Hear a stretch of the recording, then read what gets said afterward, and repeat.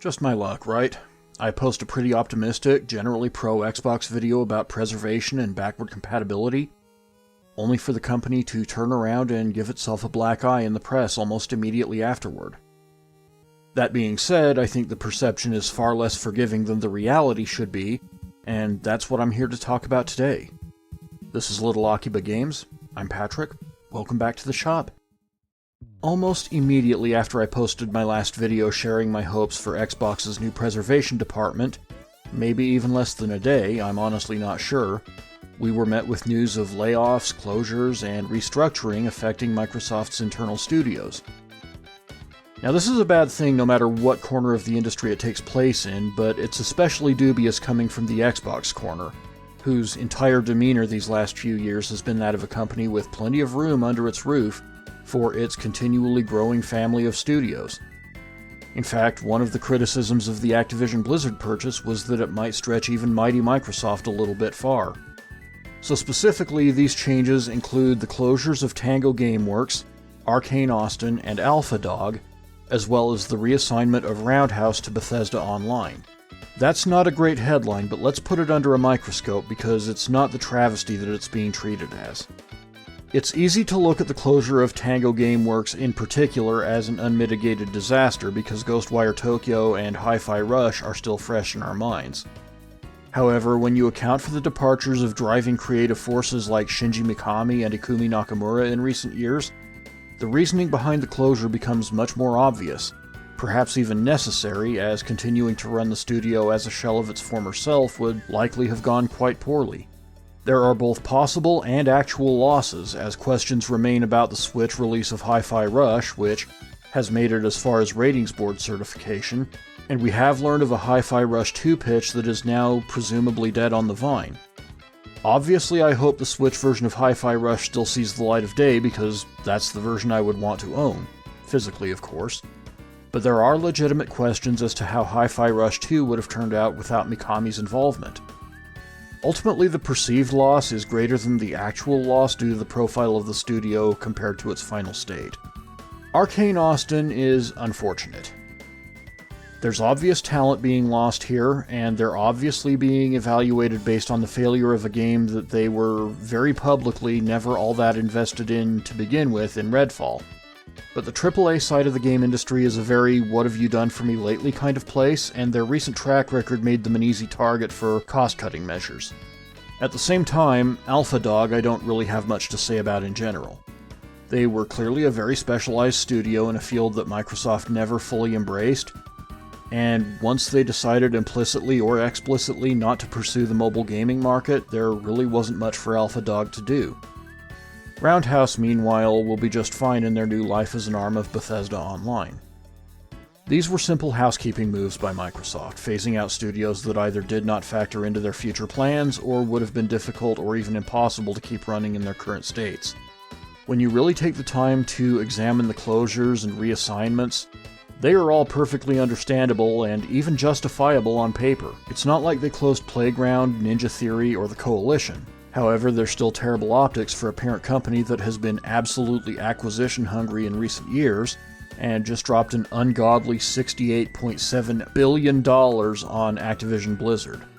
A mere fraction of which could easily keep these studios open and these developers paid for years to come, regardless of the realities surrounding them. Optics generally don't care about realities, and with Microsoft already under FTC scrutiny, one has to wonder if this will rekindle some lingering antitrust talk. However, all of this is indicative of greater problems at the highest levels of the game industry. As AAA gaming and the hype that fuels it has grown increasingly insatiable, collective development budgets are ballooning above the collective liquid capital that consumers have, or are at least willing to pay, for a growing number of games that all have to make extremely high amounts of revenue in order to break even, let alone be regarded as actual successes. There are going to be winners and there are going to be losers, and those losers are going to lose big. I've been saying for years that AAA will eat itself. This is precisely what I've been talking about. As it becomes increasingly time-consuming and expensive to develop games that take full advantage of modern hardware, we're going to see this situation play out more and more before companies can course correct. 5+ year development cycles are a hell of a commitment when there's less and less likelihood of those productions becoming profitable, or even solvent. Thankfully, Sony and Microsoft have both in recent months acknowledged this reality and are taking steps to carry out that very course correction. They can even look at Nintendo as an overall model for success. Long-tailed projects like The Legend of Zelda Tears of the Kingdom and the seemingly cursed Metroid Prime 4 aside, Nintendo have mastered the art of the low-investment, short-cycle, high-yield release that keeps their audience well-fed and their coffers stuffed. Adjusting to this reality may be a pain point in the next couple years as ambitious long-cycle projects get cancelled in favor of smaller games that are quicker to turn around, but frankly, marquee studios turning out more smaller games faster that can profit on far less revenue than the average Assassin's Creed or Grand Theft Auto release, that's good for everybody.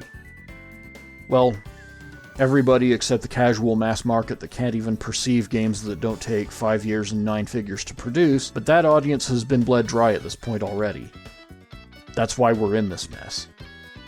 Now, I don't want to come off as being apathetic or dismissive about the reality of these layoffs. This is never a good thing and should never be celebrated.